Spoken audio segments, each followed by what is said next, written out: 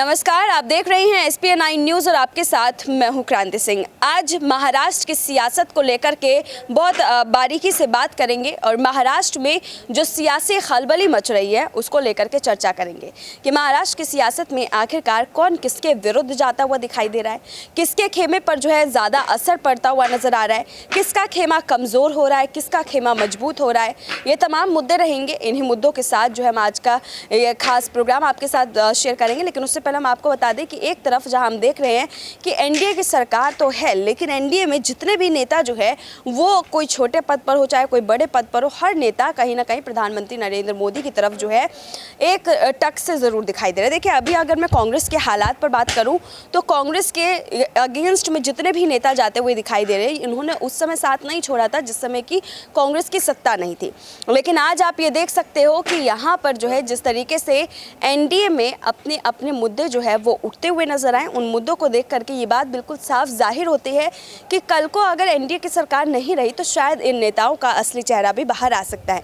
बहरहाल, राष्ट्रपति मुर्मू हो चाहे देवेंद्र फडणवीस हो, सभी नेता इस वक्त जो है एक अलग ही रूप में दिखाई दे रहे हैं।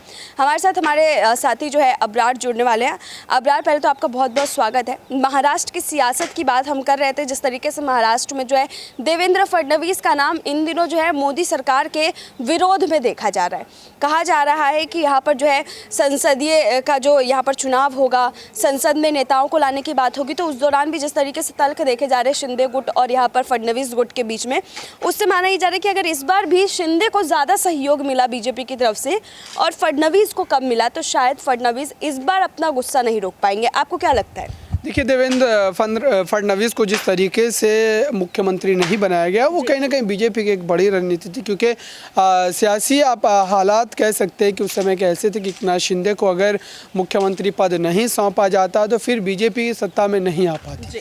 अब सोचिए, विपक्षी पार्टी जो कि सत्ता से बाहर थी, उनको अगर सत्ता में आने का मौका मिलता है तो जाहिर सी बात है कि कोई भी पार्टी जो है इस कुर्बानी को ज़रूर देगी। और ऐसे में देवेंद्र फडणवीस ने कहीं ना कहीं मुख्यमंत्री पद को लेकर समझौता ज़रूर कर लिया। और हालांकि आप कह सकते हैं कि बीजेपी आने वाले समय में भी देवेंद्र फडणवीस के साथ यही रवैया रखेगी, ऐसा बिल्कुल भी नहीं है। क्योंकि अभी तक के अगर पूरे हालात को देख करके बात की जाए तो महाराष्ट्र में बीजेपी का सबसे बड़ा नेता अगर इस समय कोई है तो वो देवेंद्र फडणवीस ही है।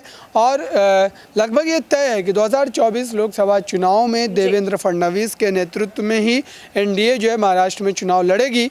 भले ही एकनाथ शिंदे मुख्यमंत्री ज़रूर हों, लेकिन एकनाथ शिंदे के नाम पर चुनाव नहीं लड़ा जाएगा। और बीजेपी ये बात बिल्कुल आप कह सकते हैं कि स्पष्ट रूप से तो नहीं कही है, लेकिन ऐसे पूरी आप कह सकते हैं कि संकेत ज़रूर मिल रहे हैं कि देवेंद्र फडणवीस को भले ही कुछ समय के लिए उप मुख्यमंत्री ज़रूर बनाएगा, लेकिन पार्टी में अभी भी उनका कद उसी तरीके से बरकरार है। क्योंकि अभी भी अगर बात की जाए तो उन्हें केंद्रीय चुनाव समिति में जगह दी गई है, संसदीय बोर्ड में जगह दी गई है। ठीक है, इस बीच में एक सवाल ये भी रहेगा कि जिस तरीके से हम देख रहे हैं कि यहाँ पर एक तरफ देवेंद्र फडणवीस का नाम जो है आज़ाद जैसे नेताओं के साथ जोड़े जाता है, जो यहाँ पर जैसे कि देवेंद्र फडणवीस कहते हैं मैं बीजेपी कभी नहीं छोड़ूंगा, वैसे आज़ाद कहा करते थे कि मैं कांग्रेस कभी नहीं छोड़ूंगा। आज अगर समय देखें तो आज कांग्रेस सत्ता में नहीं है। कांग्रेस किसी किसी राज्य में है, लेकिन सभी जगह पर जो है उतनी मजबूती के साथ नहीं है। ना ही कांग्रेस का जो है इस वक्त नेतृत्व ज़्यादा मजबूत दिखाई दे रहा है। तो उनके जो अपने सगे नेता थे, जिन्होंने कसम तक खाई हुई थी कि हम नहीं जाएंगे छोड़ करके या हम नहीं देंगे धोखा, वो नेता आज धोखा देते हुए नजर आ रहे हैं। आज अगर एनडीए की सरकार है तो एनडीए की सरकार में देखा जा रहा है राष्ट्रपति मुर्मू यहाँ पर समर्थन देती है, देवेंद्र फडणवीस समर्थन देते हैं, तमाम नेता इस तरीके से समर्थन दे रहे हैं। लेकिन आज एक सवाल उठ रहा है कि अगर कल को एनडीए की सरकार नहीं रही तो क्या मोदी के विरोध में मुर्मू, फडणवीस, ये तमाम बड़े नेता दिखाई देंगे क्या? देखिए, अगर एनडीए की सरकार नहीं रहने की बात है तो अभी भी अब कह सकते हैं कि कई ऐसे चुनाव होने हैं जिसके बाद ही कहीं ना कहीं माहौल को भांपने में मदद मिलेगी। और साथ ही अभी जिस तरीके के हालात है उससे यही माना जा सकता है कि बीजेपी कहीं ना कहीं सत्ता में आ सकती है, क्योंकि विपक्षी एकजुटता जो है वो बिल्कुल जो है धरातल पर नज़र नहीं आ रही है।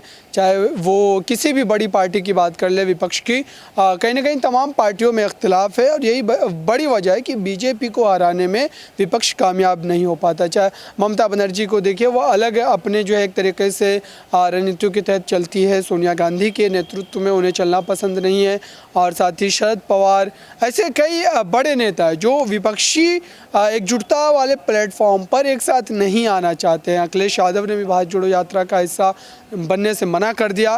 तो ये तमाम ऐसे फैक्टर हैं जिसको लेकर के कहा जा सकता है कि अभी भी जो है एनडीए की सरकार को लेकर के अगर विपक्ष इतने ज़्यादा संजीदा है, तो उन्हें वो तमाम जो है नेताओं को एक मंच पर ला करके बीजेपी के खिलाफ एक माहौल बनाना पड़ेगा, एक रणनीति बनानी पड़ेगी, तभी जा कर के सत्ता में वापसी हो पाएगी। ठीक है, एक आखिरी सवाल की तरफ बढ़ते हैं। हम जिस तरीके से देख रहे हैं कि महाराष्ट्र की सियासत में शिंदे जो हैं वो बीजेपी के अभी से पहले से सगे नहीं हैं, वो अभी अभी हाल ही में अपना जो है फ़ायदा देख करके बीजेपी में गए। अगर उनको फ़ायदा जो है बीजेपी से हटने के बाद ज़्यादा दिखाई दे रहा हो, तो क्या बीजेपी को बीच राह में छोड़ करके जा सकते हैं शिंदे? देखिए, बिल्कुल जा सकते हैं, क्योंकि उद्धव ठाकरे की पार्टी के साथ वो लगभग जो है दशकों से पार्टी में बने हुए थे। पार्टी की बारीकियों को, महाराष्ट्र की राजनीति की हर बारीकी को उन्होंने शिवसेना में रहते हुए सीखा, और जाहिर सी बात है कि उन्हें जब इस तरीके से भारतीय जनता पार्टी ने ऑफ़र दिया, उन्हें मुख्यमंत्री बनाने का दावा पेश किया, तभी जा कर के उन्होंने पार्टी को छोड़ा। हालांकि एकनाथ शिंदे की वो सियासी ताकत महाराष्ट्र की राजनीति में नहीं थी जितना कि अभी भारतीय जनता पार्टी उसको बड़ा चढ़ा करके पेश करती है, खुद अपने पद को लेकर के वो बातें कहते हैं। एकनाथ शिंदे को लगभग आप कह सकते हैं कि महाराष्ट्र के हर इलाके में लोग नहीं जाना करते थे।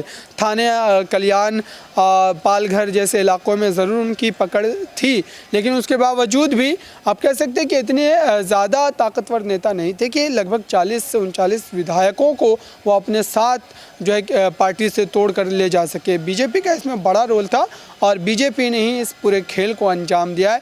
हालांकि अगर एकनाथ शिंदे को कभी मौका मिले तो फिर से एक बार शिवसेना में वापसी उनकी होती हुई नजर भी आएगी। ठीक है, एक छोटी सी प्रतिक्रिया इस पर भी कि जिस तरीके से हम देख रहे हैं कि शिवसेना को लेकर के काफ़ी सारे बवाल मच रहे हैं।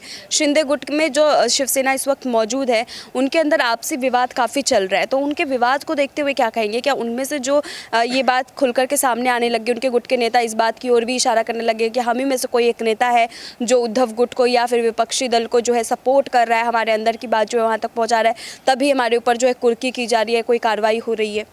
देखिए, बिल्कुल इस तरीके के हालात बन रहे हैं, क्योंकि दोनों ही गुटों में जो नेता है वो कहीं ना कहीं एक दूसरे से पूरी तरीके से वाकिफ़ है, और जाहिर सी बात है कि पार्टी की तमाम बारीकियों को, तमाम उन चीज़ों को जो कह सकते हैं कि कहीं ना कहीं और लोगों से बची रहती है, उन ऐसी तमाम जानकारियों को तमाम गुट के नेता जानते हैं, और जाहिर सी बात है कि अब एक दूसरे के ख़िलाफ़ नज़र आ रहे हैं, तो इन तमाम मुद्दों को लेकर के कहीं ना कहीं दबाव बनाने की कोशिश ज़रूर। और सबसे बड़ी बात है, इस वक्त चुनाव भी है, तो दोनों गुट कहीं ना कहीं एक दूसरे पर हावी होने की कोशिश और प्रयास लगातार जारी रखे हुए हैं।